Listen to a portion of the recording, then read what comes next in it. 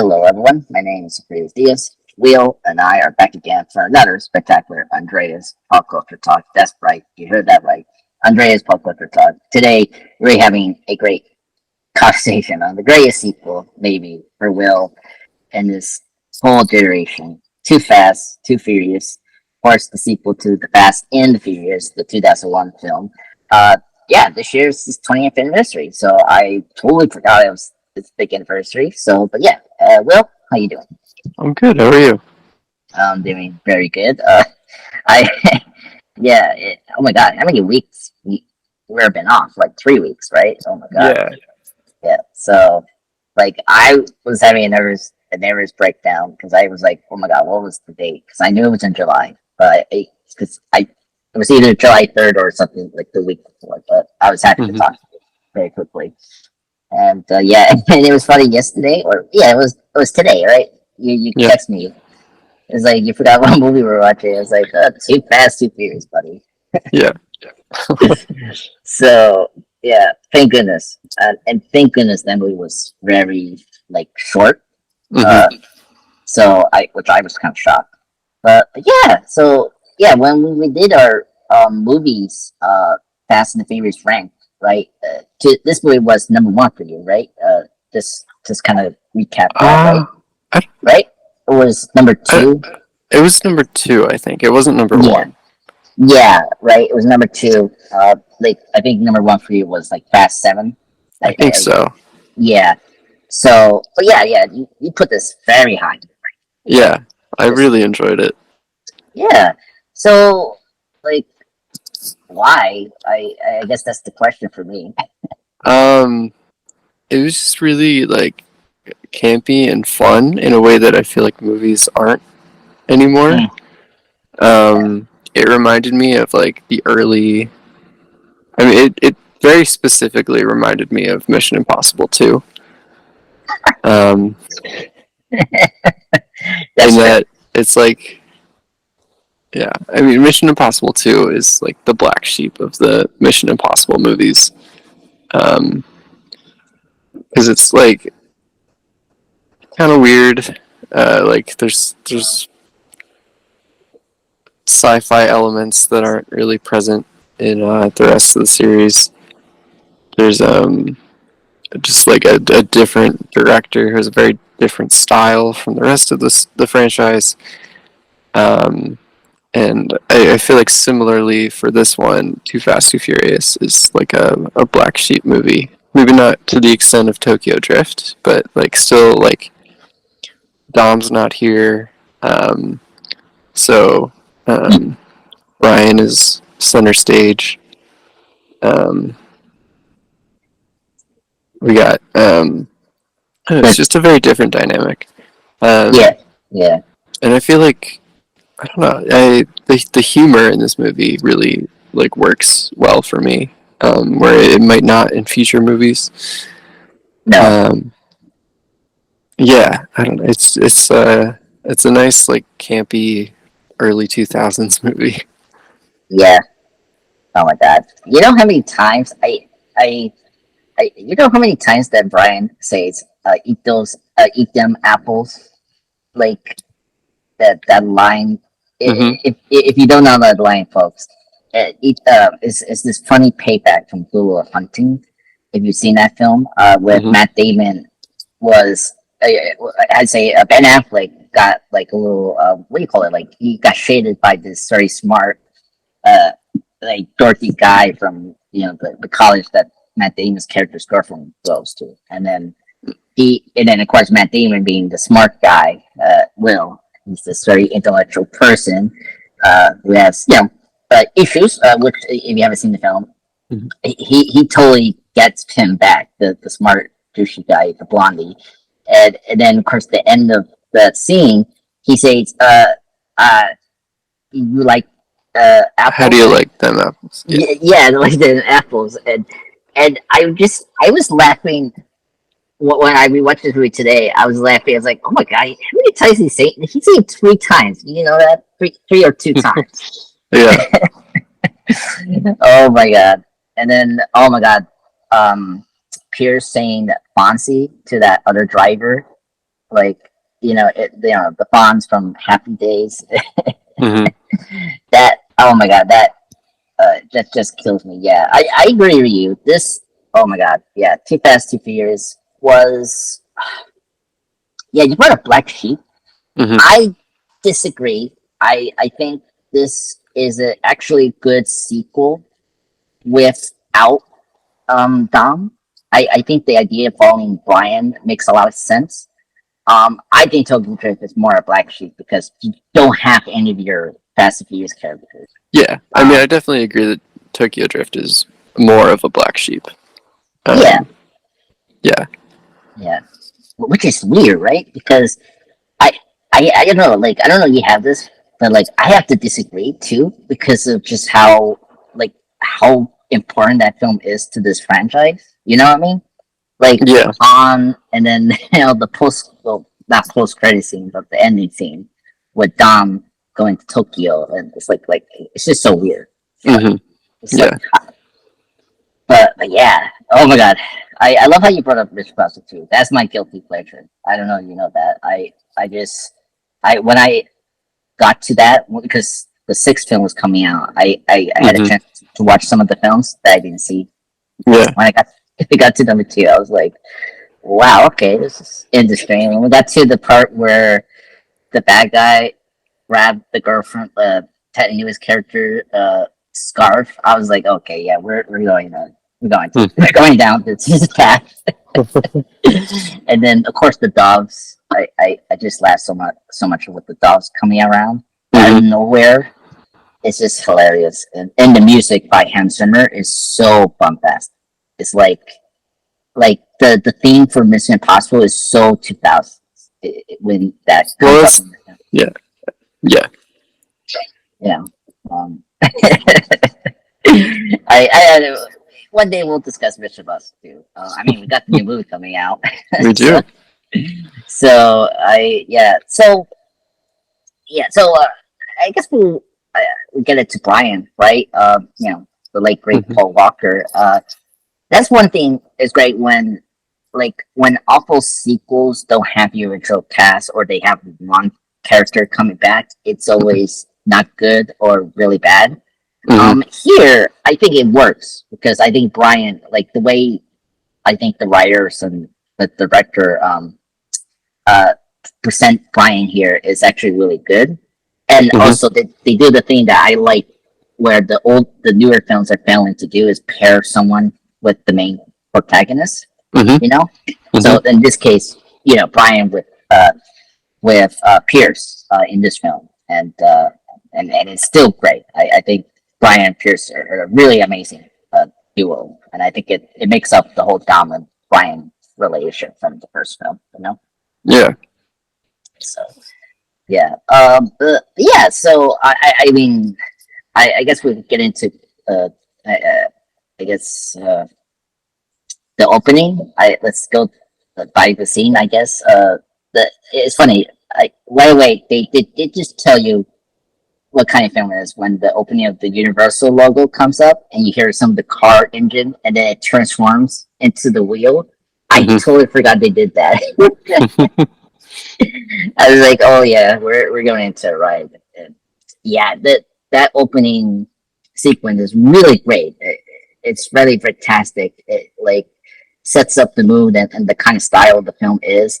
Um, this is directed by John Singleton, who's a great director. He did Boys in the Hood, Poetic Justice, The Higher Learning, and he did the remake of the 2000 Shaft. Um, Okay. yeah, yeah. So he's a very prolific director, very important black filmmaker who sadly is not with us. He unfortunately passed away like a couple of years ago. Mm. Yeah. So, but yeah, him coming to this movie was very weird. Like he's this very accomplished director doing. This is his first PG movie, PG-13. Hmm. Um, doing an action film, and I think overall he does a really good job. Like taking over the first film's director, I think John did a good job of making the film fun and like still implement some of the Fast and Furious tropes that we saw from the first film, like seeing so much of the engine, like when they do the boost thing, Mm-hmm. when or seeing through the car or something like that, which we do. We see it two times in a weird way. We see it for the money when like they go through Pierce's car and like go to the engine, and then we see the money in the trunk, Mm-hmm. and we did that again when Pierce has to inject the Spanish bad guy. Uh, that was cool. So like he really put a lot of flourish to it, which is great. And the music is great here. I really dug the music as well. It gives Yeah. you that Miami feels. So, but yeah, I guess so. Like I guess for me, well, what do you think about Brian's role here? Do you like it? How consistent it was from the first film, or do you like the way we took Brian in this movie? I'm kind of curious about that. Yeah, I did. Okay. Yeah, I like. I was like skeptical at first when I realized that Dom wasn't going to be in the movie. I like Yep. wasn't sure if Paul Walker was going to be able to be like a leading man, but I thought he did a good job. And then I liked that he was still working as like an FBI like kind of informant. Yeah. Still. They brought his like handler back from the first movie. Hmm. Yeah, no, um, It's yeah. very funny. Like this is the movie that starts the trend where the authority is working with the bad guys, Mm-hmm. and it's funny because when it happens when Hobbs gonna do that in Fast Six, Mm-hmm. but it happened early in the series in Too Fast Too Furious, which is funny. And like, why does the authority trust him? Like, you know what I mean? Like it's kind of weird. Like Yeah. how bad how bad you need to go like over the edge to get these criminals or like you know like non law and order person to just catch the bad guy, right? I don't get that. It's just funny to me. And they do this with Triple X. I don't know if you see that movies, but they did No. this. Oh my god, you have to see this movie. They're so funny. They're very like Ben Diesel star in the first and third, Mm-hmm. and the second is with Ice Cube. The second one is really bad, but I mean, Okay. William Dafoe, William Dafoe is in the movie, and he's great. He knows what kind of movie he's in, Mm-hmm. so he's the best thing about that movie. Um, but yeah, they're kind of like they're ripping the James Bond films during those Mm-hmm. mid 2000s, and it's very funny. And Vin Diesel's character Triple X is very like Sean Connery, but with Vin Diesel. Like he Okay. knows everything. Like you have to see it. It's so funny. Samuel L. Jackson's in it. That's the thing that's funny about Okay. that. Yeah. That's his pre Nick Fury before he became Nick Fury in the MCU. It's fun, and he has a scar in the side where he has his eye patch, I think, in the MCU. So it's very convenient and funny. Yeah, I agreed. It was kind of cool to bring the FBI format that Brian knows from the first film. I really like that we do mention up the him letting go Dom thing. Mm-hmm. So Mm-hmm. it's good that they called that back because sometimes if they don't do that, that's a mistake. Here, I remember specifically they do bring that up, but it was like it was kind of weird. They didn't say it they didn't mention Dom in dialogue. It was weird. They say something Mariku, which I guess that's the city where Dom was living in L.A. I guess I, I so I it was one of those weird lines they were saying that Mm-hmm. I don't know it was a C or something like that. But anyway, um, but anyway, with this film, I think one reason I don't call this black sheep is with the characters we got introduced with Roman Pearce and Tesh pop on here. So let's go with Roman Pearce. I I don't know. I think I think both of them are consistent in the film series. I I mean, like I could buy Tesh being a smart guy. I mean, the fact that he runs like a garage, and then he's like collecting and hustling, like I can see him still be that smart person. But with Hmm. Roman, I don't know. Like I feel like we're somewhat consistent with him. It's just I feel like his arc was completed in this film, and like he serves more of like a backbone to Brian as another person that Brian trusts in the like his family, sort Hmm. of, right? Because I Yeah. know I know you haven't found where how we handle Roman in the later films, but I Yeah. think he's sort of consistent from this movie from I onwards. don't But I know. don't know. I love him in this movie. Like he's the best part. I think. Yeah. Like, he's so funny here. And just like really charismatic and entertaining. Um, and I feel like they kind of make him the butt of the joke in later movies. Yeah. Mhm. Yeah. Yeah. It's so funny. I mean, like, what can he do? I mean, he's like what a driver, so he's a good driver. Hmm. You know, I mean, he did do smart things here, and he does do smart things with the other films. Um, Yeah. yeah. So I do have a question. You seen Fast 10 yet? No, I still haven't. Okay, yeah. That was where they went too far, Roman, for Okay. me. So, but yeah. But I agree. I mean, Roman's the best in this film. I was very surprised it does work here. I think what they did right was to give some background to like he has some connection with Brian, which is Hmm. great. And like he at first he realized okay, similar to Dom, but like actually happened that you know he was undercover as well, and he knew uh, Roman as a child in childhood, right? And then of course there was a bust which he didn't know, Brian, and so he got in trouble and put in jail for 3 years. And so I Hmm. kind of get the arc for him to getting soft to Brian and say that it wasn't his fault, and I think that was genuine. That Hmm. sort of forgive him later to like the third act of the film, so that really makes sense. And yeah, him and Brian like have a huge romance. Like it's so obvious. They even when we put Eve Mendes, it's like nothing beats the Roman and Brian romance in this film. Like, Hmm. I mean, come on, they have a cat fight and like in the sand, whatever, in the pit that Roman was working for going to Miami.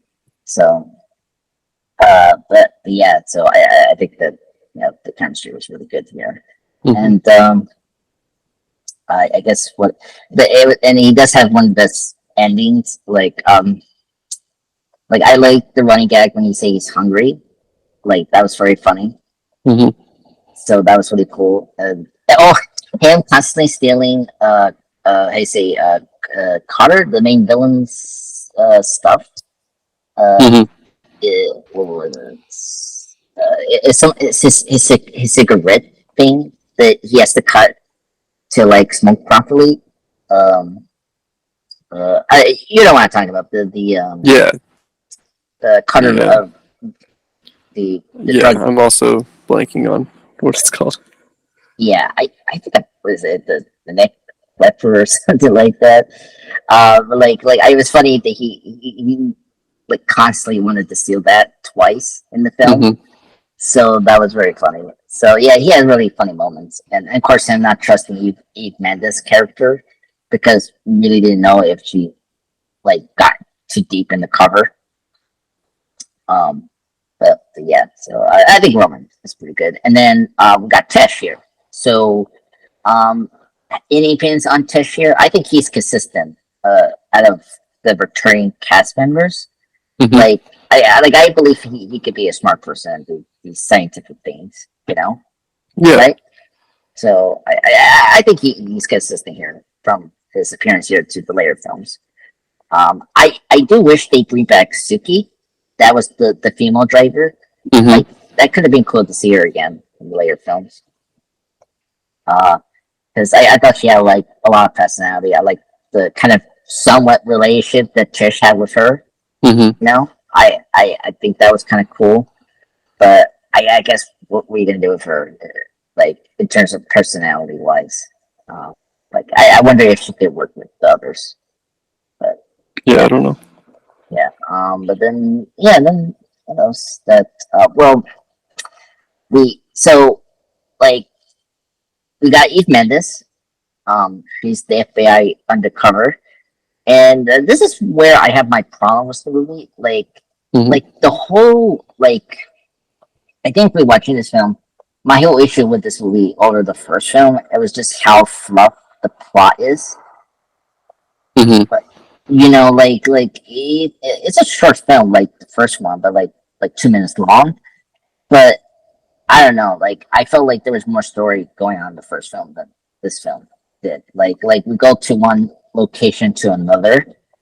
Like when we go to the club where Carter tortures that like shady cop from Batman Begins that Mm-hmm. plays Klaus. Yep. Yeah, he's also a cookie cup here too, which is funny. Um, and he has a rat instead of a bat. Torture him. um, and, and when we're done with that scene with the club, they like I think we cut back to the house that Brian goes, and then jump into the final act. Like expand of 10 minutes. Like we're like already entering into like the third act.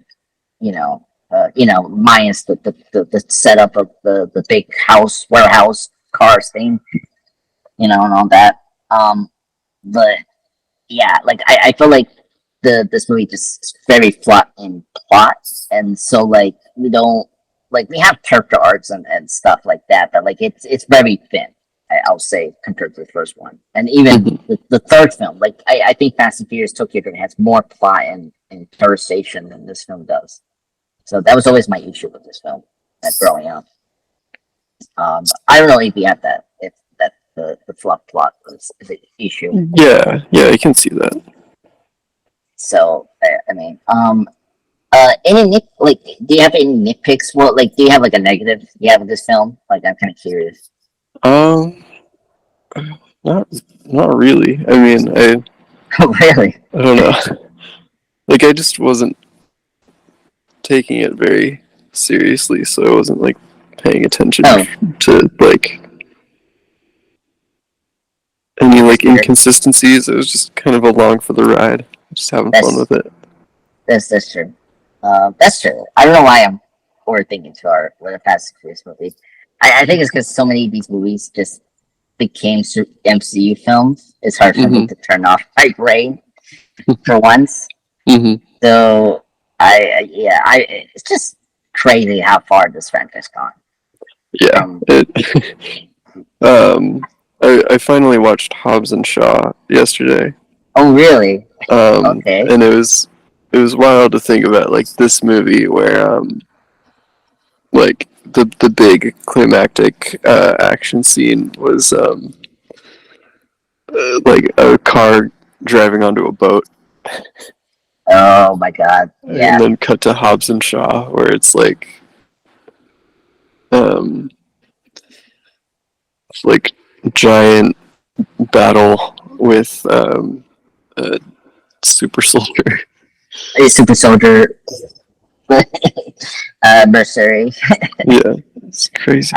I know. It's so crazy. I that's why I like Comic Shaw. Like it's not like overly serious, Hmm. like some of the Yeah. later ones. And that's one thing I like about this film is that it's not overly serious too. Like it's having fun. Like it's just crazy. Like when you see I like you never seen like the beginning where you see the four drivers, from Suki and then the two other male. It they're like they coordinate. Like you can tell which one is who. Like Hmm. Suki's the pink, and then the other outro is like brown, and the other not Hmm. because it's his skin, but his car. And then the other outro, the Spanish one, is like in orange, and then of course Brian's blue, as always. So like I never seen that. Like it's just very funny to do that. Mhm. So, or the jump from the bridge, like like with the camera, like at first the camera's like upside down, and then did you see that like when the other car comes into the scene after Brian's like landed, they Mhm. flip it over, and that's like I never seen that in any movie that does that before. That's just so like hip for a movie to do that.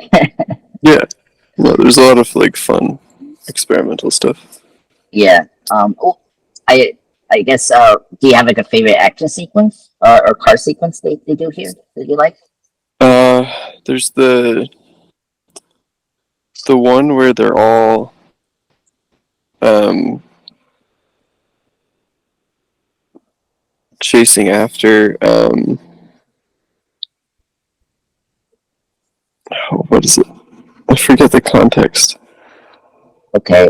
Chase. They're all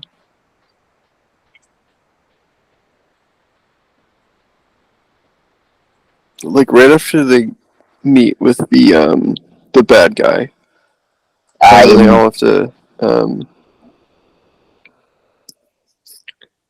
is that the Ferrari they had to get like his cigar? yeah, that one. Oh, okay, that one. Oh yeah, that one was funny because the way Brian and Pierce are like playing for each other in the cars. Yeah, I really love their dynamic. Yeah, yeah, It's a lot of fun. yeah, and of course that's when Brian flips and say, "Eat damn apples." Hmm. The Brian school that he was saying.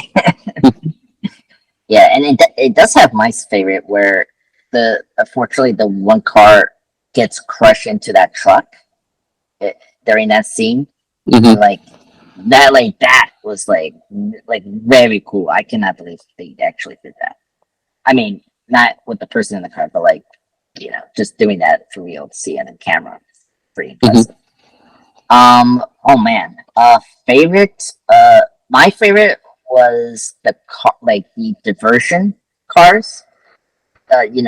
When they get up to that warehouse and like trick the cops, Yeah. and there's like multiple cars around, and they try to get one before they release the fake. Well, they allowed their cars to be GPS. Hmm. Think they're driving, and then you get to reveal that Curse Tesh and Suki are driving it, and that always got to me, especially when Tesh something like "Excuse me, officers, I forgot the something something." Hmm. I don't know All what right. what Yeah, something that I that scene sticks out to me because like um they do something similar in Fast 8 with all the like I think it's Fast 8. Um, with all the like self-driving cars that oh Cypher has like coming after them. the zombie Um, cars. yeah, all the zombie cars. Um, but the one in Too Fast, Too Furious was so much cooler to me because you know that it was like before they had like really good CGI, so all of that was practical. Like all of those cars driving that close to each other and like swarming was Yeah, all like stunt drivers and stuff. yeah. And what I like about too is that you got a call back from the other two drivers, and they're in the game too. Hmm. The Spanish guy and the other fella who had to pay rent for his apartment Hmm. with his lady. Um, yeah, yeah, I totally agree. Yeah, I forgot that Fast 8 did that. Of course, it was different because it was a hacker. Like, apparently, Charles Van was a hacker Hmm. hacking these supposed remote cars. Do we have that now? If that's, I mean, Kind of, yeah. Oh God, that's yeah, but scary. they're not great. Okay, Um, that's good. That's good. That's good because I don't want any terrorists to take me and just use my mhm. car for violence. It's the Like, plot of an episode of Doctor Who too. oh my God, yes, I could Yeah, definitely see the Cybermen to do that. Just take well, over the I car. think no, like it was the plot of a David Tennant episode of Doctor Who. Really? What was Yeah. which episode? Oh my god. I don't remember. There was an episode where like I think it was the Centaurans like Oh, yeah. yeah. It's the one where the Sartans took Martha away, and like there was like a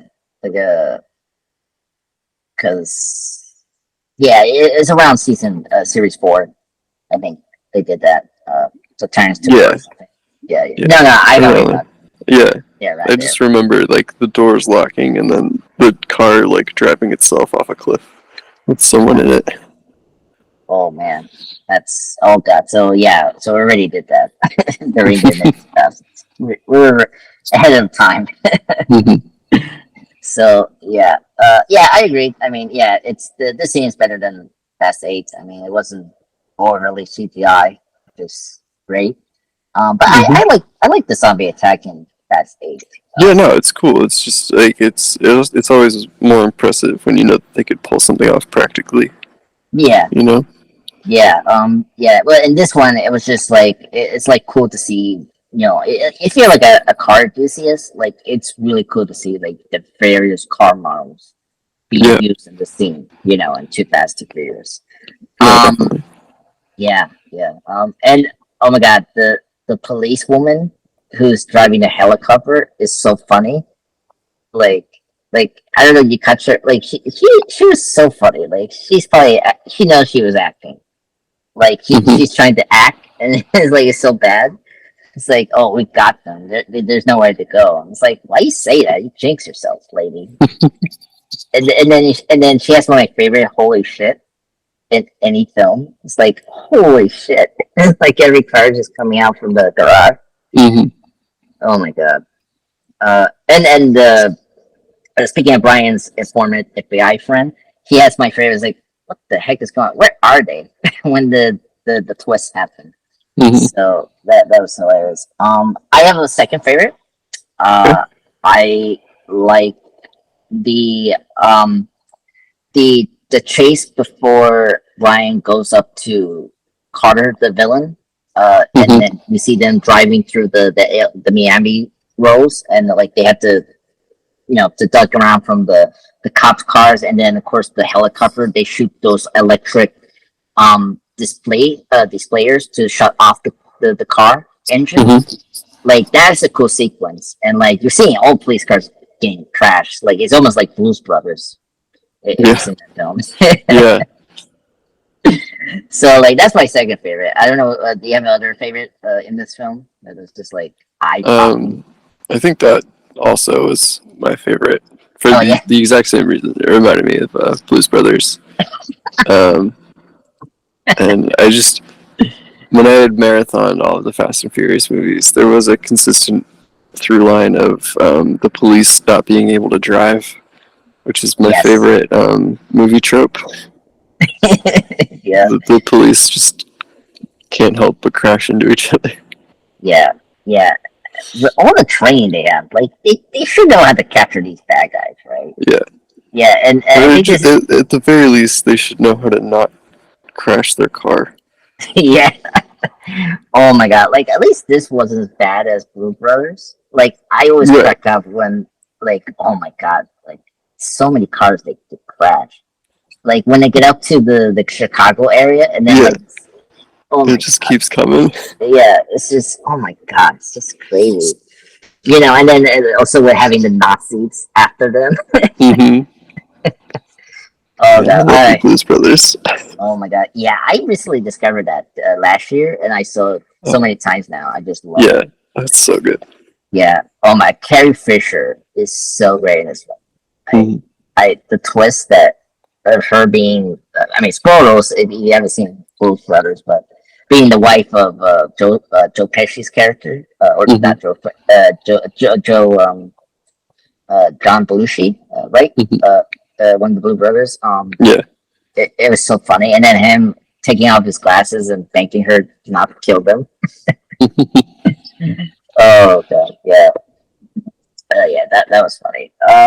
Okay, so I got the line what Church say when he came out from Ryan's car. I know my tags are out of date, but damn. So that's my favorite line. So, but yeah, so I guess let's kind of get into Eve Mendes' character. I mean, she's kind of there, you know. She's just how I can say this delight. Like she's very much like the damsel distress. Like Mm-hmm. very like the object you see with all these mid 2000 films with these ladies, like very objective, unfortunately.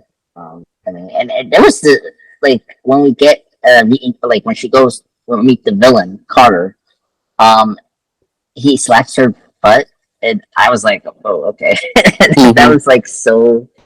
I don't know, like so PC. I don't know, not PC. I don't know what you The call this. opposite of The opposite of PC. PC. Yeah, and I'm like, wow, this is definitely the 2000s. I mean, it's 2003. So, but yeah, it's so funny. Like she's here, and then they bring her back in Fast Five, and then they just don't do nothing with her. Like she Yeah, I has don't the know why. most, like she has the most potential to be with this crew and be like a authority that they can rely on, right? Mm-hmm. Just like Yeah, Hobbs. So I just don't understand why they didn't go forward with her. I just don't get it. yeah. It was especially weird to bring her back just to not use her. Yeah, like I was so happy to see her at Fast Five when I was like, oh my Mm-hmm. god, that's her from Too Fast, Too Furious. You know, working with Hobbs. And then the next film was like we didn't get nothing from her. It's like, oh my Yeah, I god, don't know.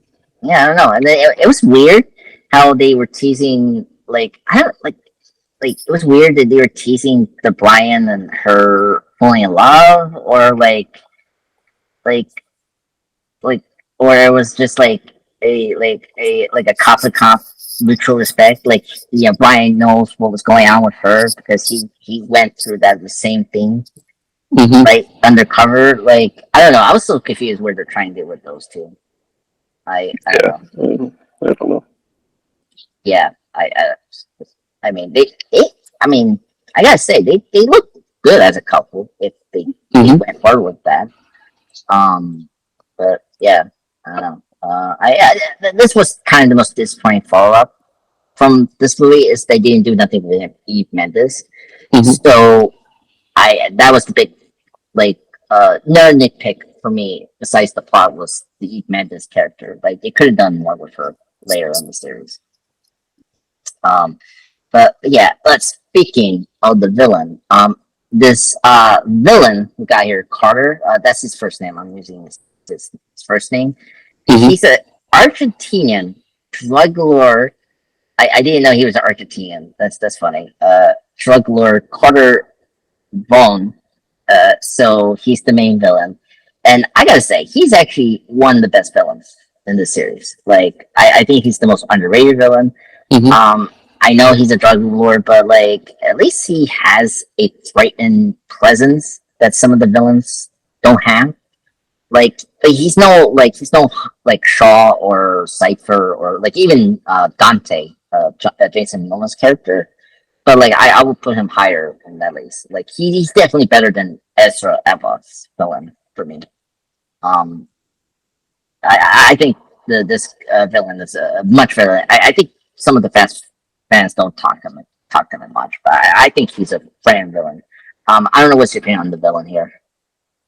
Yeah, no, I thought he was good. I thought he was much more like intimidating than future villains, even though like the stuff he's doing is obviously smaller scale than the Yeah, like superhero stuff they're doing in the later ones. But especially the scene where he takes the the rat. cop and yeah the rat. Yep. Yeah, That's yeah, that was like way more intense than I was expecting from a Fast and Furious movie. yeah, and then it's threatening his family too. Yeah. Like even that forward. Like yeah, and then his condomineer afterwards telling the boys about what's gonna the plan, and then Mm-hmm. like he just says, "Oh, enjoy the champagne and all that." And then that's one of my favorite Roman replies. You see that rat there? It was big. So yeah, it was very funny. But yeah, I was suspecting it. And it's so funny to see that with the crooked cop I mentioned who plays Klaus from Batman Begins. And he's also a Mm-hmm. crooked cop. And he's also crooked in Memento, the Christopher Nolan film with Guy Pearce. Mm-hmm. He's also a crooked there because he also manipulates. Oh my god, I forgot his character's name. Lenny. Lenny. That's what his name is. The Guy Mm-hmm. Pearce character. So yeah, it's very funny to see that. He's typecast. Yeah, typecast. Yes. Yeah. Oh god, feel so bad for him. Okay. So, is there anything else to say? With Too Fast, Too Furious, Will? I'm like, I like, I don't know. Like, do you know some of the reasons why Van never returned for this film? No, why? Yeah, I was Yeah. curious. So, like, it's been like kind of while. So first off, the like he was very like his ego was already there, and like he had like a work mind, if you know him. Mm-hmm. Like he thought that the first film was still good, and the sequel couldn't hurt it. You know, Mm-hmm. it's a fine. It's actually a legit like a legit reason not to return. Like why you Yeah. want to just temper this film that like exceeded well and like people like. So that makes sense. So he didn't return for that. There were other reports that there was like also money disputes, as well. So because especially because they went very quick to produce this film. Like this was like a 2 year turnaround. Hmm. Like it wasn't a sequel, your typical sequel gap 3 years or so. So this was like 2 years. So it was just like very fast and And furious. yes. Yes. Some might say too fast and too Too furious. furious. Yes, that's very true. They literally went too fast, too furious for this film, and but they made money. Like very. Yeah. Oh my god! I knew the car bombs were coming. It wasn't that one. Um, but yeah, so that's the reason he didn't return. But then also like apparently they had two scripts, one with Dom, but then if Ben wasn't going to return, so they had the script without him as well. So they commissioned another script without him. So they're ready for that. So the decision to making a sequel without Dom was already kind of there, which I'm kind of surprised it works. I gotta say. So Yeah. because he cared more about I don't know, you heard this other series he was in that I don't know you've seen this. It's called the Riddick franchise. That's I've heard of it, but I haven't seen any of them. yeah. I need to see the first one, Pitch Black. I heard that, and the third film was good. The sequel was really bad. It like how do you say it? I don't know. You heard the films like Troy and Alejandro, those epic films back in 2004. So the second film called Chronicles of Riddick also have Tatlin Newton in the film. It also have our favorite boy Kurt Urban in the film as well. Weirdly, it was a big sci-fi epic, huge budget. It completely failed. It bombed very hard. Ben was like very into he's very into like like lore and mythos and like expanded universe, and he really liked that franchise. So that's why he never really cared much about the Fast and Furious at first. And this is how they actually got him to do the cameo in Tokyo Drift. Whenever we go to that discussion with the third film, I would bring it up now to make it clarify. So when they came up to the third film, they wanted to do the cameo. They did a deal that was kind of cool. Instead of paying Ben, they gave him all the creative rights to that franchise, the Riddick franchise, basically. So he owns that. So he did a cameo for free to do Tokyo Drift. That's how we got him there. So yeah. So and yeah. So that's how we don't have Ben here. So but it didn't hurt the film. I mean, this movie did actually more money than the first film. So I will pull up the budget. So like the budget was increased to 76 million, and then the box office. So in comparison, the first film made over 207 million worldwide in 2001. And I think in the budget of let me see, the budget of 38, and then Too Fast Too Furious was 76, and budget and box office was increased by double by 236.4 billion worldwide. So it did more money than the first. Okay. Yeah. So, and unfortunately, Tokyo Drift did not outgross both first films. Unfortunately, so, No. So which is kind of sad, but it was kind of sad. So that also had a crazy story, especially with Chris Martin, who's the main writer from the third and to the Hauser film. It's fascinating, like how he came to this franchise, and it's some of his pitches were really interesting, funny. So, when we get to Tokyo Drift, yeah, I'd be interested to hear more. Yeah, it's very fascinating. But yeah, nothing much in trivia. Besides neon light stuff, and then cars and floors and yada. Oh, apparently they filmed one side of Cape Florida State Park. That was also filmed the same time as Bad Boys 2. If you pay attention, I mean, Bad Boys 2 were also at Miami as well. But yeah. So what else? I'm trying to look here.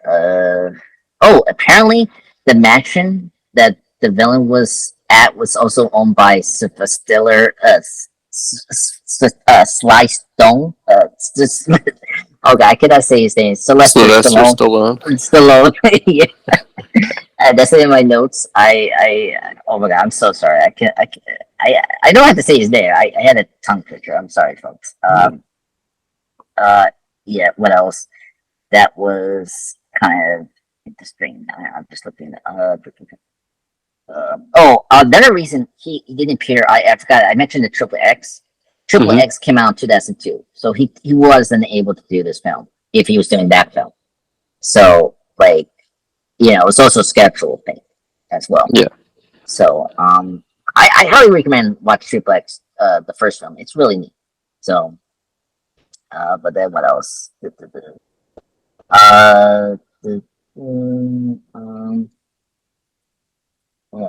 think. Oh, this is interesting. And so in my notes, apparently this is the last Fast and Furious movie to be released on VHS.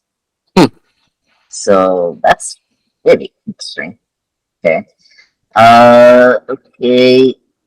What else? The role for Tesh was originally to be 50 Cent, but of course, that for Pierce. I'm sorry, for Pierce. My bad. Before Tyrese took over, so that could have been interesting, but it'd be kind of weird.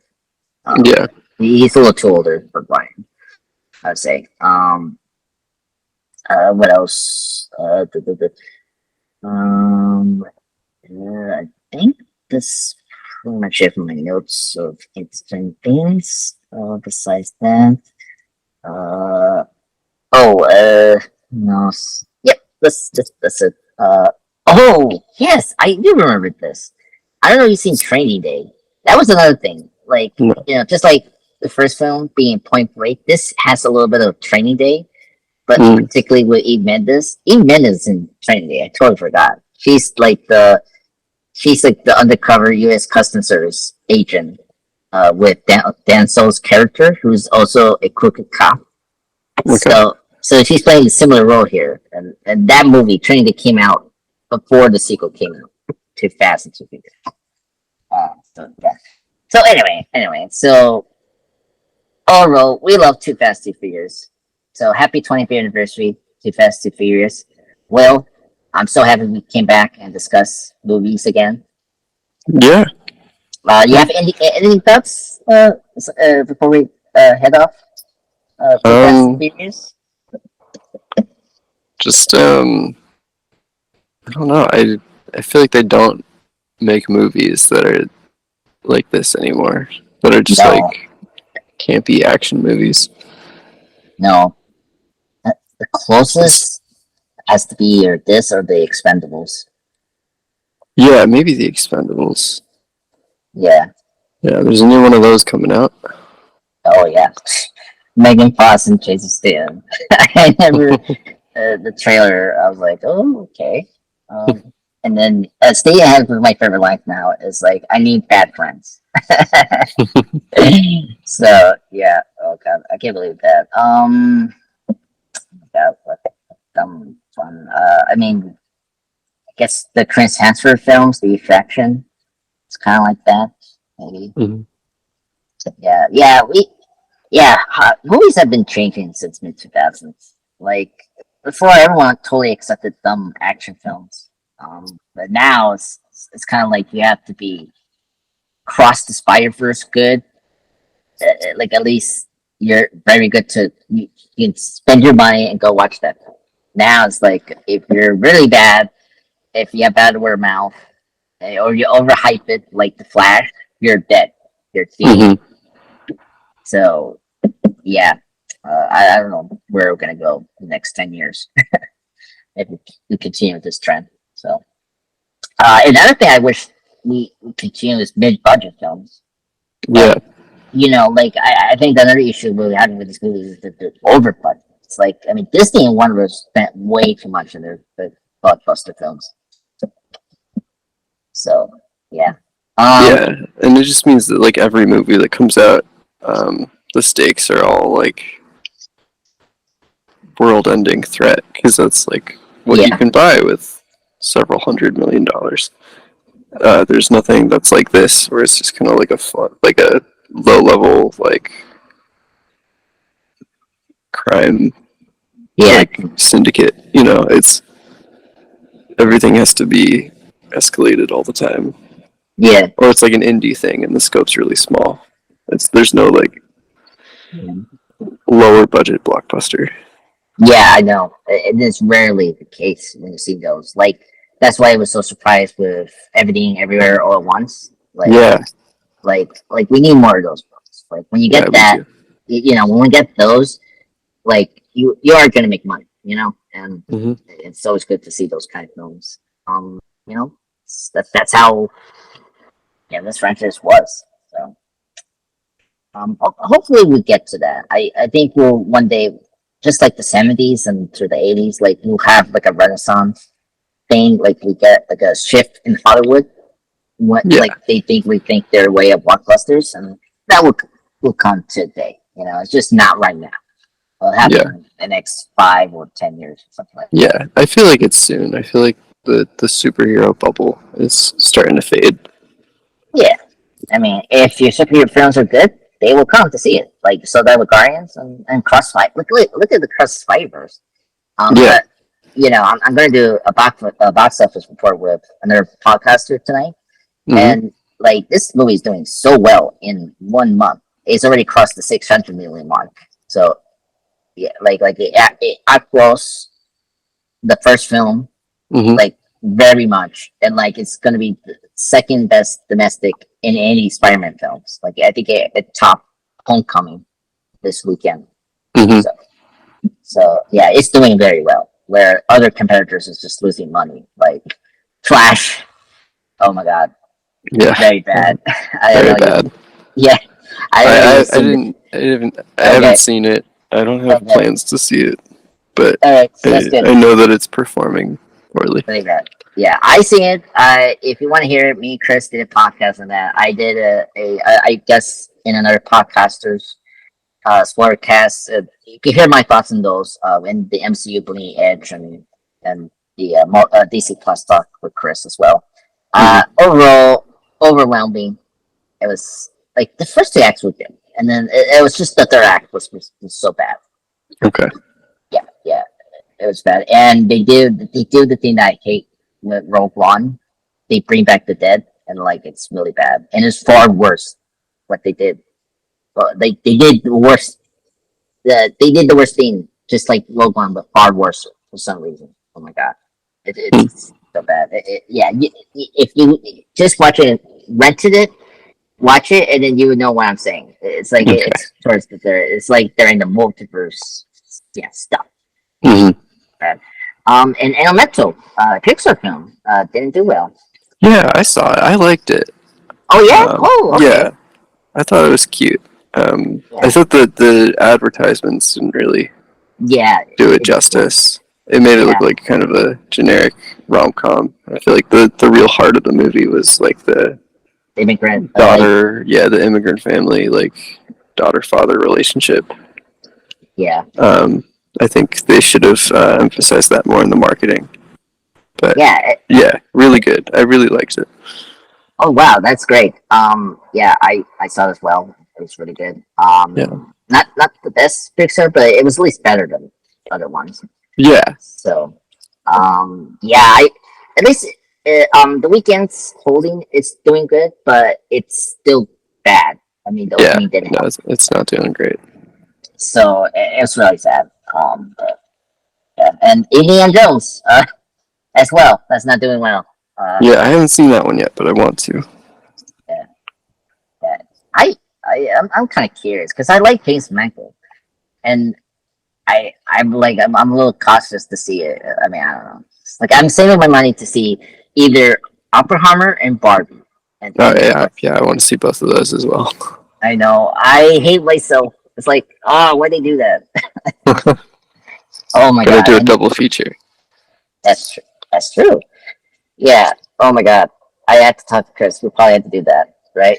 So like, but then it's like, which movie to watch first? I guess Oppenheimer is too long. I heard it's 3 hours, right? And Yeah, I had to do it in the morning. Yeah, and then Mission Possible Part Two. The reckoning. yeah. It's coming Yeah, out soon too. yep. So yeah, yeah, yeah. That's why we go to watch Too Fast Too Furious because it's that kind of movie.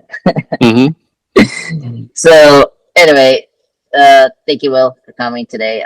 It's still a pleasure to talk to you again, buddy. It's Yeah, been thank you. fun. Yeah, and next time we'll probably do another Bummer Plus talk. Will, we have to do the synchronization thing. So Yeah, yeah. I've been watching. just very quickly, so far how you enjoying the show? It's okay. I liked Oh, episode 2 more than episode 1. yeah, So same here. yeah, we'll Yeah, talk about it. yeah.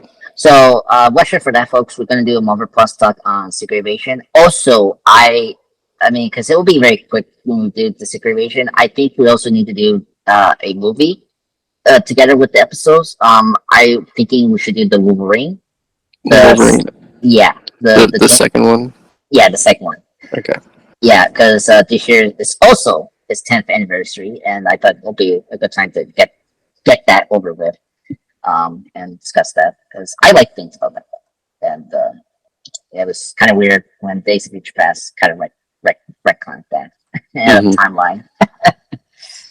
So anyway, we'll discuss that later. So yeah, so folks, watch out for another spectacular Marvel Plus talk. And in 2 weeks. So yeah, it's not gonna be too long, like 3 weeks, like this. Before. So anyway, thank you everyone for listening to this podcast on Andreas Pop Culture Talk on Too Fast Too Furious for its 20th anniversary. Have a good 4th of July weekend, everyone. Enjoy that and enjoy that with your friends and family. Bye now.